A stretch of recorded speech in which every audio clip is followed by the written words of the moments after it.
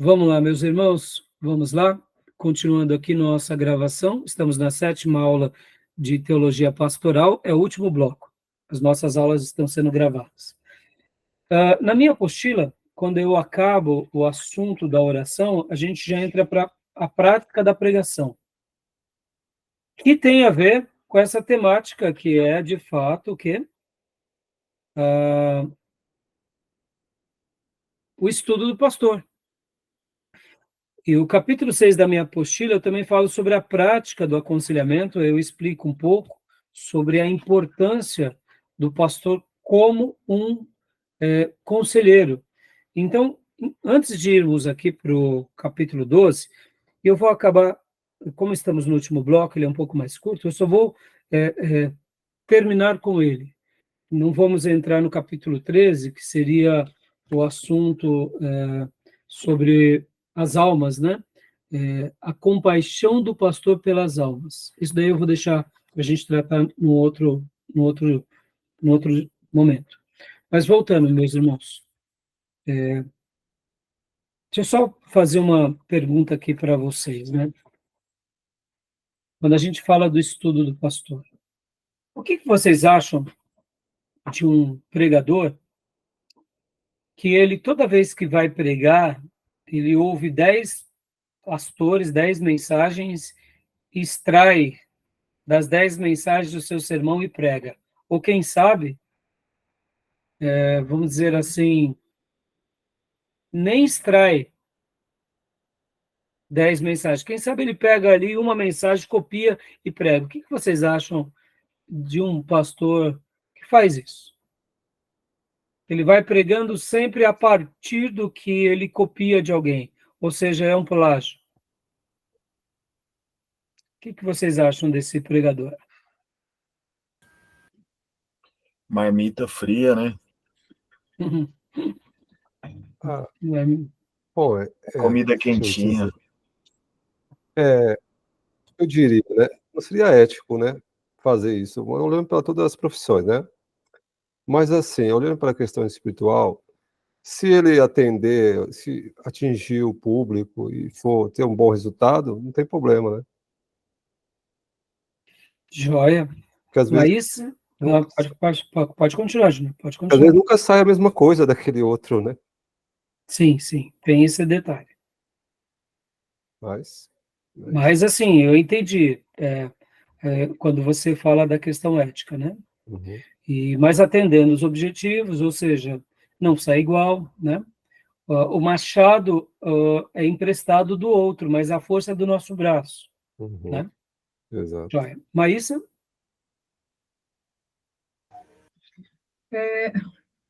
O senhor perguntou a respeito de um pregador que prega baseado em outra pregação, é isso? Vamos supor, Maísa, deixa eu tentar melhorar, né? É um pastor auxiliar, ou quem sabe um evangelista, ou mesmo um pastor, que ele prega ali 2 vezes por mês, mas toda vez que ele vai pregar, ele sempre vai para os livros de esboço, ou ele vai para algum grande pregador, e ele sempre copia. Tipo, 90% das suas mensagens são frutos de cópia de alguém. 90%. Uma vez ou outra até vai, né, pastor? Porque inspiração, você se inspirar e falar baseado em algo que você ouviu é bacana. Mas não sempre, né? Porque parece que é o que nem o irmão Gil está falando, né? Ele está passando uma... É como se estivesse entregando comida mastigada até, né? Porque não tem um trabalho de estudar a palavra, de buscar inspiração em Deus, no Espírito Santo. Vai falando o que o outro falou, ou seja... Né? E aqui eu vou... Joia, Maísa, joia. Tudo que vocês falaram é muito coerente. Deixa eu até dar um princípio aqui para vocês. E eu não quero aqui ser radical e falar que não, eu nunca copiei ninguém, não é isso, pelo contrário. Não sou contra você copiar um sermão, também não é isso. Mas qual é o grande ponto de observação aqui e o princípio aqui? É nós criarmos um vício de só falarmos a partir do outro. E querendo ou não, você cria uma dependência. Do quê? Eu preciso ouvir 3 grandes pregadores para extrair alguma coisa, ou 5. porque senão não tenho para oferecer. Essa é a prova de que esse pregador não entendeu esse capítulo 12. Porque no dia que nesse pregador começar a ter uma vida de estudo mais, eu diria, aplicada, uma vida de estudo, até mesmo como sua própria devocional, ele terá como experiência de Deus na vida dele o quê? Que nascerá sermões, nascerá mensagens. O texto bíblico o impelirá, o estudo dele o conduzirá. Então, talvez você diga assim, mas pastor, qual é a diferença, né? De eu estar estudando, usando vários livros e estar ouvindo um pregador? É que a experiência de ouvir um pregador, ela querendo ou não, ela acaba sendo um pouco mais fresca, né? Ela acaba sendo um pouco mais prática, porque você está ouvindo uma mensagem. Então, você está se edificando. Se torna um processo de estudo, eu diria, até mais simples. Você ouve um sermão em 1 hora, 40 minutos, e se você ouvir esse mesmo sermão durante 4, 5 vezes no dia, você assimila aquelas ideias. Então, é como se você estivesse decorando aquelas informações. Não tem nenhum problema você fazer isso. Aliás, eu até acho que é muito bom ouvirmos mensagens e assistirmos mensagens. E hoje, graças a Deus, com o fenômeno da internet e das redes sociais, a gente não só mais ouve as mensagens, mas a gente pode ver os vídeos. Mas tomar nota é maravilhoso, ou seja, você estar fazendo isso como uma atitude de estudo, uma atividade de estudo, isso é maravilhoso, nenhum problema. Mas eu vejo que se a gente não tomar um certo cuidado, a gente acaba se tornando o quê? Estudiosos preguiçosos. E aí que entra o problema. O problema é que a gente acaba sempre passando, como o Gil disse, uma marmita fria. Porque, na realidade, eu acabo passando essa comida, passo. Eu sei que, como o Júnior também disse, se eu estiver atingindo o alvo, qual o problema? Mas, assim, desde que não seja uma prática recorrente. A maioria dos seminaristas que eles se enveredam para copiar sermões, em todas as vezes que eles são convidados a pregar, sem que eles percebam, ou eles já estão percebendo, sim, porque não são bobos, eles acabam criando essa codependência. Ou seja, eles deixam de ouvir a voz de Deus em primeira mão. E quando você deixa de ouvir a voz de Deus de primeira mão, você não rompe obstáculos. E o que é o ministério pastoral se não ouvir Deus falar? Estão entendendo? Agora, olha só. Qual que é o grande ponto de equilíbrio, irmãos? Nenhum problema de você copiar o sermão, inclusive igualzinho o Russell Shedd pregou, não tem problema. Mas para que você não caia na indolência ou no pecado do plágio, fica aqui a grande recomendação. Dê a fonte. Seja honesto com as fontes. Então, por exemplo, quando você for copiar um sermão de alguém que você achou maravilhoso, diga assim, ó, esse sermão eu aprendi com o pastor tal, no culto tal, ou extraí do livro tal, nenhum problema. É psicografado. Hã? Psicografado. É quase uma psicografia, né, Júlio? Agora, no momento em que você não dá a fonte, você toma os méritos daquelas frases, daquelas ideias, daqueles argumentos como seu. Esse é o problema. Agora, não é que a gente vai lembrar de todas as frases. Eu, por exemplo, irmãos, eu repito muita coisa que eu leio, e tem hora que eu nem sei quem é o autor. Mas se eu lembrar o autor, eu sempre costumo dizer a fonte. Por quê? Porque eu gosto de prestigiar os meus mestres. Essa atitude, além de demonstrar humildade, ela demonstra o seguinte: olha, eu aprendi com fulano. Eu tive mentores, eu tive líderes que me conduziram, eu tive uma escola que me favoreceu. Ou seja, eu não sou um autodidata em mim mesmo. Então, percebam que esse caminho, que parece mais humilde, não é tão espirituoso, mas ele nos dá o quê? Ele nos dá essa idoneidade de dizer, não, eu copiei. E aqui eu estou dizendo para vocês que eu já copiei, sim, mensagens, e muitas vezes, quando eu realmente sinto vontade de pregar o sermão de alguém, eu falo, irmãos, eu estou pregando a mensagem do pastor tal, no dia tal, e logo na sequência, é como o Júnior falou, eu estou usando a ferramenta de alguém. A força é do meu braço. Por que eu estou falando sobre isso, irmãos? Porque aqui, nessa pergunta que eu fiz para vocês, a gente pelo menos baliza 3 coisas. A indolência, ou seja, a preguiça. É muito fácil você copiar uma obra pronta de alguém, ou seja, você vicia nessa preguiça. Você não aprende a estudar, você não aprende a contra-argumentar. E é por essa razão que muitas vezes a gente acaba, o mesmo erro daquele pregador a gente vai cometer. Por quê? Porque a gente não teve o trabalho de avaliar se o que ele está falando está totalmente correto. A gente só segue. Em primeiro lugar, a indolência. Em segundo lugar, a gente foge do quê? De sermos, eu diria, vaidosos, tomando proveito do plágio do outro. Ou melhor, fazendo um plágio das ideias do outro. Que também é uma outra coisa que o ministro tem que se cuidar, porque senão, além de indolente, ele ainda plageia, e ele não dá fonte. Ou seja, é vergonhoso isso, é muito vergonhoso. Então, o fato de não copiarmos sempre, o tempo todo, isso nos dá, nos evita a indolência, a preguiça. Segundo lugar, eu não roubo as ideias, eu não roubo o trabalho intelectual ou que seja espiritual do irmão, etc. E tal. Isso me faz lembrar Billy Graham. Billy Graham, certa ocasião, estava viajando com a esposa dele e ele colocou no rádio. E ele colocou no rádio, viu alguém pregando o sermão dele. Igualzinho. Até as ilustrações.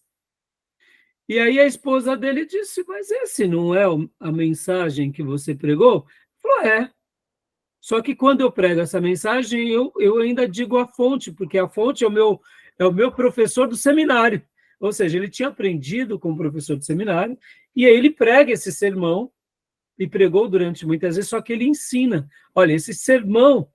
E aí, ao ouvir o pregador, ele falou, não, vamos continuar ouvindo, né? Porque vai que ele cita no final. Não, aí, concluindo, o pregador que pregou no rádio, pregou a mensagem que Billy Graham pregava e que o professor dele pregava e não deu nenhuma das fontes, ou seja, Billy Graham ficou assim, com uma decepção muito grande, ele registra isso. Se ele dissesse assim, ó, pelo menos se o pregador agora dissesse, eu ouvi do Billy Graham, ou quem sabe foi esse o professor tal que pregou. Então, perceba, irmãos, o plágio, né? A gente pode ser visto como alguém que fez aquela obra e não é nossa. Isso é um roubo intelectual, né? Agora, eu sei que, poxa, pastor, mas é igreja, eu sei que é igreja, irmãos, mas com toda honestidade, se a gente não tomar cuidado, é por isso que, infelizmente, algumas obras acabam sendo roubadas. Até um irmão que prega um sermão, o pastor vai lá, pega aquelas ideias, publica um livro, fica como se fosse a ideia dele, não é. Isso é uma vergonha no meio do povo de Deus. E o terceiro e o melhor de tudo é que, no momento que você faz tudo isso, que você evita essas coisas, e você realmente se aplica no estudo, você cria ferramentas para desenvolver o seu estudo. Então, fica aqui essa minha instrução para vocês, porque como é bom a gente poder ouvir de Deus, como é bom você criar ferramentas de estudo, como é bom você aprimorar isso ao longo do ministério. E o estudo da vida do pastor, ele é fundamental para que a gente tenha sempre, eu diria, um púlpito abençoado. Tá bom, meus irmãos? Não é o melhor caminho, né? Do quê? Não é o melhor caminho sobre todos os aspectos, mas ponderando alguma situação, Sim. vai também da motivação e do resultado, né? Porque vai ter alguns ganham porque está propagando e está alcançando vidas. Estou falando, não é bom, não é aconselhável, mas... Mas assim, né, Júlio, se a motivação da pessoa ela é correta, se ela não está tomando proveito desleal, nenhum problema. Mas, assim, como eu disse, eu não vejo problema de você fazê-lo, desde que, fica a recomendação, dê a fonte, explique, porque assim você demonstra que o motivo pelo qual você está replicando aquele sermão ou fazendo igual não foi pelo plágio, é porque você sentiu realmente uma direção de Deus, uma direção segura. Ok. E no momento que você dá a fonte, você prestigia aquela pessoa que te abençoou. E no mundo espiritual isso também conta. Então, assim, não que seja errado, Júnior, me entenda, eu não vejo como erro. Eu vejo como erro quando a gente vicia, quando a gente toma proveito e a gente segue esse caminho, tá bom? Eu sei Então, vamos aqui... só finalizando, quando é obra escrita, aí corre o risco, né, de plágio, etc. Mas como é oral, você falou que desprestigiou o dono do sermão, etc. Eu quis dizer o seguinte, que às vezes o resultado e a motivação, porque vai ter resultado para o reino de Deus. Agora, depende da motivação, porque às vezes a pessoa quer fazer, não pensando no resultado de atingir pessoa, mas dele, do sermão, são tão bonito e ele ganhar a glória. É isso. Sim, sim. E eu não tenho dúvida que se a motivação dele for essa, Júnior, ele terá data de validade nesse ministério, concorda? Porque Deus não o honrará, né? É isso aí. Por que eu fiz essas perguntas aqui, e por isso que eu tinha dito há pouco que nós íamos estudar 2 capítulos, irmãos, mas eu falei, não, esse daqui é um assunto muito importante, né? Porque quando a gente começa a caminhar com um pastor que não estuda, fica evidente que ele não estuda, que ele é cômodo, que ele é uma pessoa que ele não está aberto a continuar aprendendo. E é um pouco doloroso isso, porque identificar um pastor que parou no tempo e não está cuidando, eu diria, dessa área com muito zelo, é preocupante. Lembra na aula passada, quando nós lemos Atos 6, que a vida de um apóstolo ou a vida de um pastor é a vida de oração e da palavra. O estudo do pastor tem tudo a ver agora com essa outra asa, a palavra. A palavra.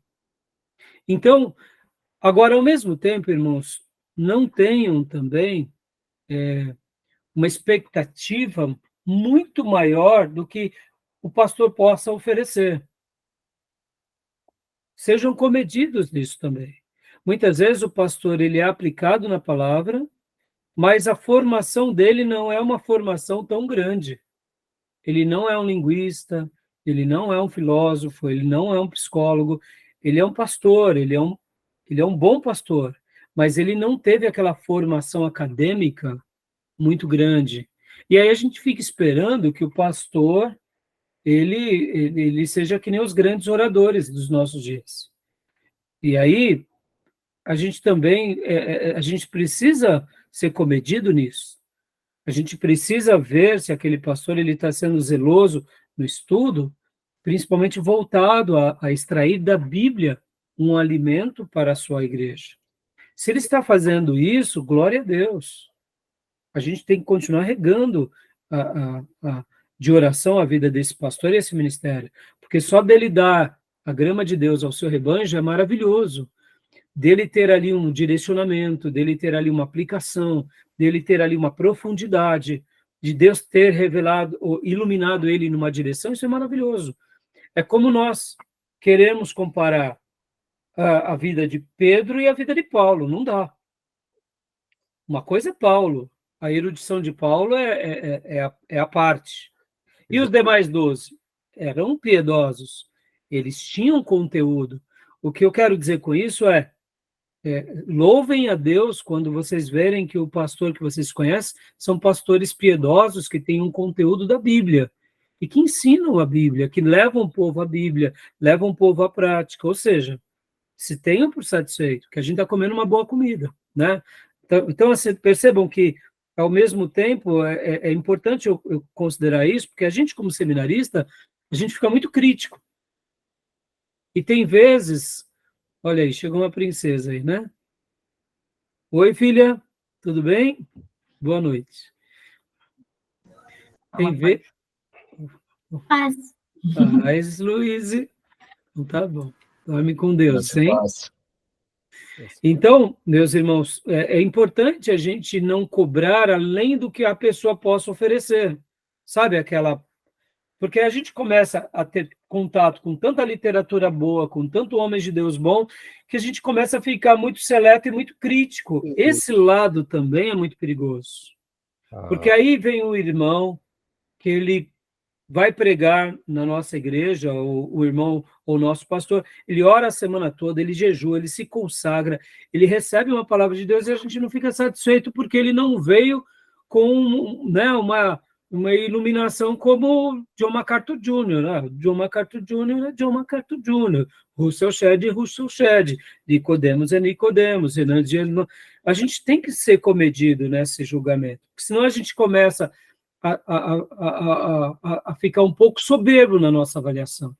E a gente tem que lembrar, irmãos, que a vida da igreja também tem esse lado piedoso, profundo, mas tem esse lado também simples, que é alguém que recebe uma direção profunda de Deus, de ler um texto como, por exemplo, orai sem cessar. Que novidade que tem, eu diria, numa mensagem orai sem cessar. Num primeiro momento parece que é uma coisa simples, mas se a pessoa está ali regada de oração, regada de piedade, e traz aquela mensagem baseada na sua vida, nas suas obras, é maravilhosa, uma mensagem maravilhosa. O que eu quero dizer é o seguinte: se contenham com mensagens bíblicas, entendeu? Porque muitas vezes a pessoa pregou uma mensagem bíblica e a gente não fica feliz, tá bom? Então é bom a gente ter essa temperança, né? Que, às vezes, a É vocação... aquele triângulo lá, né, pastor? A oração, a leitura bíblica e a orientação espiritual. Acho que isso define bem, Exatamente, Gil. ter orientação Isso do defende, Espírito. né? E muitas vezes o pastor ou o irmão que vai pregar, Deus pôs no coração dele aquilo. E a gente tem que fazer essa leitura de que ele está pregando uma mensagem bíblica. Glória a Deus, ele não está falando uma heresia, ele não está seguindo aí as igrejas midiáticas, ele não está sendo triunfalista, ele não está sendo raso, ele está pregando uma mensagem bíblica. Só de ser bíblica está maravilhosa. Ah, mas ele não falou o grego, ele não falou o hebraico, ele não... Irmãos, ele não é um linguista. Entenderam? Diga, Júnior, você ia dizer alguma coisa? Porque, às vezes, a vocação do pastor não contempla todas as habilidades. Exatamente. Não contempla. Tem coisa do pastor que ele leva muito bem, é piedoso, mas a pregação, muita gente coloca em xeque, fica falando, né? Olha... Ele é fraco, vamos dizer assim, né, Júnior? Ele não tem aquela mensagem que a igreja sai ali falando, olha, hoje eu aprendi muito. É uma mensagem mais piedosa, mas é uma mensagem importante, Sim. entendeu? É o que você falou bem, não contempla os dons dele, né? No sentido de... porque o seminarista, irmãos, ele é complicado. E o teólogo se torna um pouquinho mais complicado. Eu digo isso, irmãos, porque eu procuro, na minha prática ministerial, eu procuro sempre fazer esse meio termo. Vou dar um exemplo, irmãos. Quais são os meus critérios? Eu olho e falo, fulano é crente. Em primeiro lugar, já começa por aí. Fulano é crente. Segundo lugar, ele é bíblico. Terceiro lugar, ele é dedicado. Tá bom. Para mim já basta. Entendeu? Essa combinação, para mim, já me satisfaz. Por quê? Porque eu procuro dar o direito de que a pessoa está dando o seu melhor. Então, eu procuro ver se ele é crente, em primeiro lugar. Agora, se eu já noto que nem crente aí já não serve. Já não serve para mais nada. É verdade. Né? Porque aí, às vezes, a pessoa tem uma habilidade natural tão grande, mas, como você falou, nem crente é.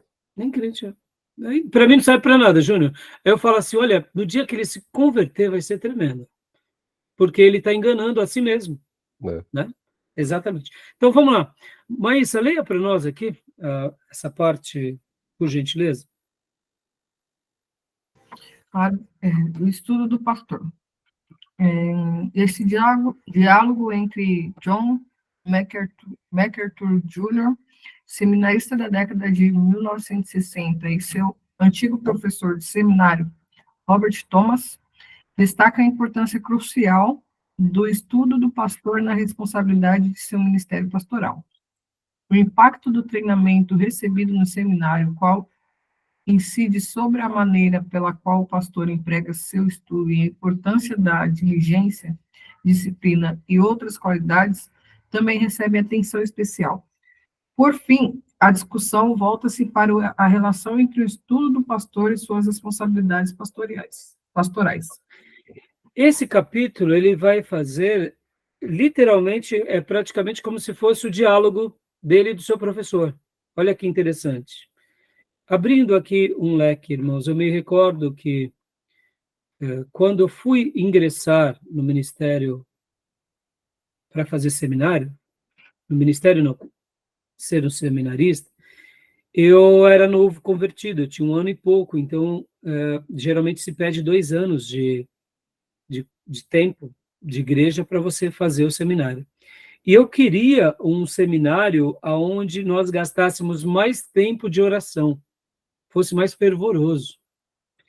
E eu lembro que eu pesquisando os seminários que existiam, um amigo meu da igreja, que ele era o nosso líder dos jovens, e que ele depois se tornou pastor, e se tornou professor do seminário, e se tornou presidente, inclusive, da convenção, o pastor Maurício. Naqueles dias ele era só meu líder dos jovens. Ele disse assim: Rai, se você está querendo um lugar mais fogoso, vá para vigílias. Porque o lugar de você buscar a Deus em oração são vigílias. Se você está querendo aprender teologia, você tem que ir para seminários onde sejam mais profundos no estudo. E aí eu não te recomendo os seminários mais fogosos, e sim os mais históricos. Olha só, uma simples instrução, mas fez muita diferença para a minha vida. Não é que nós, históricos e avivados, não gostamos do fogo, mas o seminário é um lugar de aprender a Deus, aprender a amar a Deus com a mente. A vigília é um lugar mais lúdico, onde a gente aprende a orar, a guerrear, a se humilhar. Então, são áreas diferentes. Não tem como comparar. E eu lembro que eu me dei por convencido, porque ele falou assim: olha, Rai, segue esse meu conselho. Como ele era meu líder de jovens, eu segui. E aí eu fui para o Batista Nacional. E eu lembro que eu fiquei impressionado a quantidade de irmãos pentecostais estavam conosco no seminário.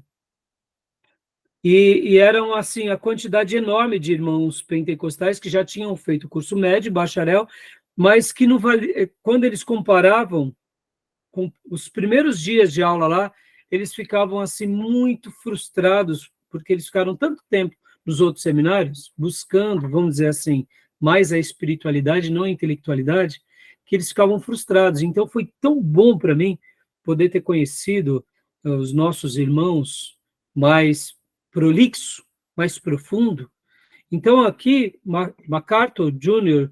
e o Robert Thomas vão estar tendo essa interação. Não vai dar para a gente ler todo o assunto, né? Mas percebam, irmãos, como na arte de sermos treinados, a gente sempre precisa de alguém mais experiente. Fica aqui, meus irmãos, sempre tenham pastores como referências nos estudos de vocês. Sempre tenham líderes que vocês olham para ele e falam assim: eu quero seguir aqueles passos, porque eles vão nos ajudar nessa condução na arte de aprender. E eu me recordo que, logo nos primeiros dias de seminário, eu gostava de sentar ali com os terceiros e quarto-anistas e falava assim: por que o seminário foi bom para você? Onde está sendo? E eles diziam dessa forma: o seminário me fez abrir a visão. O seminário me faz abrir a visão. Me faz abrir a visão para os ensinos corretos e me faz abrir a visão com relação às doutrinas, ao mundo religioso, às várias correntes. Então, o estudo, ele tem essa capacidade, principalmente para o pastor, de fazer com que a visão dele abra. E é por isso que a gente precisa sempre dar o direito da dúvida que há alguém mais inteligente do que nós. E mesmo que a gente tenha sido, eu diria, alunos muito, muito bons em alguns lugares, é bom que a gente sempre se aproxime de alguém muito superior a nós, porque, como alguém já disse, nós seremos a união da média daqueles que estão ao nosso lado. Se eu só me reúno com pessoas muito limitadas, eu posso até ser melhor do que eles, mas eu não vou crescer muito. Então, eu preciso ter como referência na minha vida ministerial pastores muito bons. E é por isso que em todos os nossos módulos a gente pega sempre o quê? Um clássico como esse. MacArthur Jr., ele é um clássico, ele é um teólogo clássico. E de toda a literatura dele, ele inclusive escreve uma Bíblia comentada por MacArthur, ou seja, a gente pega em cada módulo nosso um clássico. Para quê? Para que ele possa estar indo nos conduzir naquele assunto. Percebam como isso é importante para nós, né? Então, leia mais um pouquinho, mas a gente já está encerrando aqui, né? Porque, olha, você vai ver que logo nas páginas seguintes, aqui, né, ó, só vou pedir para a Maísa ler só esse parágrafo, irmãos, mas, ó, olha que interessante aqui as temáticas, né? A função do estudo do pastor no ministério pastoral. E aqui ele vai dialogar com com Thomas, né? Robert Thomas, pode ver. John MacArthur Jr. e Robert Thomas. Então, eles estão na sua interação. Ó, a influência do seminário no estudo do pastor. Deixa eu fazer só uma abordagem aqui antes de pedir para a Maísa ler. Então, quer dizer que todo pastor tem que passar pelo seminário? Meus irmãos, o dom pastoral vem de Deus para a pessoa. O seminário dará ao pastor ou ao ministro ferramentas. É simples assim. O seminário não forma pastores. O seminário te dá ferramentas para que você cresça no seu dom. Se você é um ministro de música, o seminário te dará ferramentas e profundidade doutrinária para que você, na música, faça uma obra maravilhosa para Deus. Se você é um professor de escola bíblica, o seminário te dará ferramentas para que você tenha uma docência maravilhosa na escola bíblica, um ensino poderoso. Se você recebeu de Deus a graça de pregar, o seminário te dará ferramentas para você potencializar a sua pregação. Então, o seminário não dá dons, mas ele faz com que aquele que recebeu dons melhore a sua instrumentalidade. Despertar o dom que há em ti. Exato, ele aflora. Por exemplo, irmãos, deixa eu até dizer, eu já mostrei para vocês da Bíblia, eu tive que reconfigurar meu celular, então não está aqui. A Bíblia My Bible. Meus irmãos, a My Bible, ela para mim, ela é um tesouro indescritível. Porque eu vou no original. Hoje, o nosso celular virou literalmente um computador de bolso. Então, quando eu estou fazendo os meus momentos de devocionais, antigamente eu sempre fazia isso. Aqui estão, né, nesse canto, não sei se dá para vocês ver, são todas as minhas Bíblias de estudo, né? Esse canto aqui. Então, muitas vezes, o que eu gosto? Sempre gostei de fazer. Eu faço meu período devocional e eu gosto de pegar várias versões para ficar comparando. Hoje a My Bible facilita tudo isso, porque eu estou lendo aqui a minha versão, aí eu já abro a My Bible em quantas versões eu quero. Só que, ao mesmo tempo, a My Bible tem os comentários bíblicos. A maioria dos comentários bíblicos que estão aqui, que estão ali, está tudo na My Bible. Então, além de tudo isso, você tem na My Bible que é ainda a língua original, os grandes linguistas, ou seja, é extraordinário. É uma biblioteca para o seminarista. Perceba, para mim, hoje, enquanto eu estou fazendo o meu sermão, estou estudando o meu sermão, eu vou no original, eu pego os meus comentários. Ou seja, eu tenho ferramentas para melhorar o meu dom. Eu aperfeiçoo ele. Ou seja, é uma maneira de demonstrar zelo. despertar o dom que há em nós, como o Júnior disse, citando aqui Paulo a Timóteo. Então, percebam, um pastor que não passa pelo seminário, eu diria que ele perde muito. Mas no momento em que ele passa pelo seminário, ele ganha muito, ele amplia a visão, ele vai ter o conhecimento de grandes homens de Deus ao longo desses 2000 anos de história.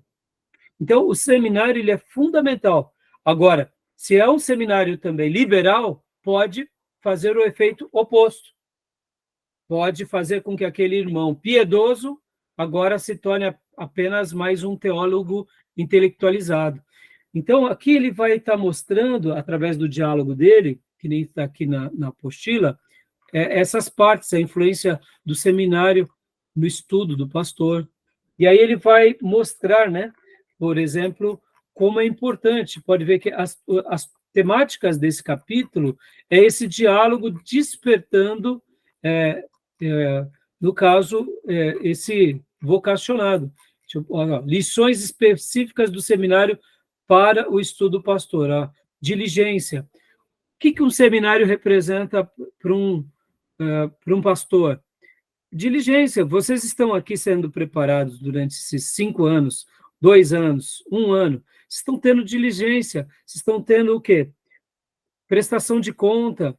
Isso é maravilhoso, porque o que será o ministério pastoral, se não uma vida de diligência? O que mais? Uma vida de disciplina. Então, perceba que integridade, deixa eu fazer uma observação aqui. Podem ver, muitas das provas que eu passo para vocês, eu quero acreditar que vocês estão confiando. Porque, senão, quem cola para passar de ano num seminário é praticamente endossar o passaporte para o inferno. Ué, se eu estou colando num seminário, não tem sentido. Vale muito mais a pena passar ali de recuperação do que passar tirando nota 10 colando, né? Então, assim, podem ver que a vida de um seminarista, ele é testado, inclusive, na sua questão de integridade o tempo todo, né? Exatidão, ele começa a ser treinado. Então, assim, esse capítulo vai ser muito útil com relação a essa experiência do MacArthur e do seu professor. Tá bom, meus irmãos? Tudo bem? Joia? Então, assim, a síntese desse capítulo é propriamente isso, né? Eu não sei se algum irmão já leu essa parte, vocês já chegaram nesse ainda não. Não? Não. Então, né? Então, tá bom, meus irmãos? Joia? Eu só vou pedir para a Maísa ler aqui aquela parte introdutória e a gente vai estar encerrando. E deixa eu até fazer aqui um outro comentário. Aqui, essa parte, tá, Maísa? Temos. Deixa eu só fazer um último comentário. E o mestrado, pastor? O mestrado, você cria ferramentas ainda muito mais. Você se torna um pesquisador. Porque o que é o mestrado, irmãos? O mestrado, na realidade, você se torna um estudioso com mais exatidão. O mestrado, ele te forma quase como um cientista da área. Por isso que quem tem o privilégio de fazer um mestrado e depois um doutorado, você se torna, eu diria, você aperfeiçoa o seu sistema de estudo. Especialista, né? Além de você se tornar especialista daquela área, você cria eu diria, praticamente uma performance de estudo com muito mais coesão. É um pensador, né? E, então, assim, o mestrado te facilita isso, e o doutorado, entendeu? Então, leia para nós, Maísa, para a gente estar encerrando, por gentileza, Temos tido o privilégio de um longo relacionamento desde 1961, quando John MacArthur Jr. iniciou seus estudos no seminário na instituição em que eu, Robert Thomas, era catedrático do Departamento de Novo Testamento. Foi um privilégio aprendermos juntos, um como aluno e o outro como instrutor relativamente jovem. Este capítulo, em forma de diálogo, mostrará como desempenhamos nossas funções naquela época, como foi proveitoso o treinamento para o estudo no Ministério Pastoral e as melhorias que a experiência tem introduzido no atual programa do Master's Seminary. Como indicador deste diálogo, apresentarei perguntas com algumas observações a que meu ex-aluno, Dr. MacArthur, responderá, discorrendo sobre o pastor e seu estudo. Joia. E aqui, só para a gente concluir, meus irmãos, deixa eu falar uma coisa para vocês que vocês vão notar quando vocês se formarem. Depois que vocês saem do seminário, vai ficar uma saudade enorme de voltar para cá. Porque assim como um culto de oração tem uma atmosfera especial, e quem tem prazer de orar vai para lá com todo o coração e sente prazer de estar ali, assim como uma escola bíblica tem uma atmosfera toda especial ao estudo da palavra, e a gente vai para aprender ou para relembrar daqueles ensinos sagrados, e um culto público de domingo, ele tem aquela dimensão totalmente linda, maravilhosa, fervorosa, edificante, e tem um clima especial em cada um desses cultos. Pode ver que a palavra de Deus, que é a profecia, ela vem para nós edificando, consolando e exortando. E esses 3 cultos, escola bíblica, oração e o culto público, acabam tendo esse tripé, como nos ensina Martyn Lloyd-Jones. Ele fala que uma igreja saudável, ela edifica, ela consola e ela exorta. E aí, Martyn Lloyd-Jones, na sua obra Pregação e Pregadores, fala o seguinte, que como nós, como pregadores, levaremos essa mensagem de Deus, que é a profecia, edificando, consolando e exortando durante a semana. E aí ele dá as diretrizes, que o culto de edificação é o culto de ensino, que é a escola bíblica. O culto de consolação é o culto de domingo, onde recebemos não só todas as famílias, mas os visitantes, e é um culto de evangelismo, é um culto de edificação, mas é um culto de consolação. Então, a profecia, ela edifica, ela consola e ela exorta. E o culto de oração, ele tem essa premissa mais do que de trazer a igreja a esse posicionamento de orar, de se posicionar, de se doar. Então, Martyn Lloyd-Jones, ele fala que a palavra de Deus para o pregador acaba tendo esse tripé. E quando nós temos esses 3 cultos na igreja, de uma forma ou de outra, a gente consegue, na medida do possível, é claro, atingir, né, esse tripé com base da profecia.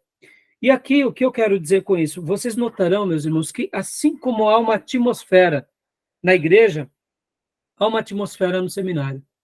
O seminário tem uma atmosfera diferente. Aí você fala, mas por quê, pastor? Porque todos nós aqui não estamos para enriquecer.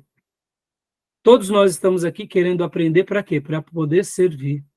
Ou seja, é um momento nosso de devoção, de entrega, de estudo, de pesquisa. Para quê? Para servir melhor ao reino. Ou seja, é como se fosse o nosso encontro com Deus por meio da intelectualidade na piedade. A gente está aprendendo a amar a Deus de todo entendimento, mas é também uma atmosfera única, que quando vocês se formarão, vocês vão falar, pastor, mas acabou, estou com saudade.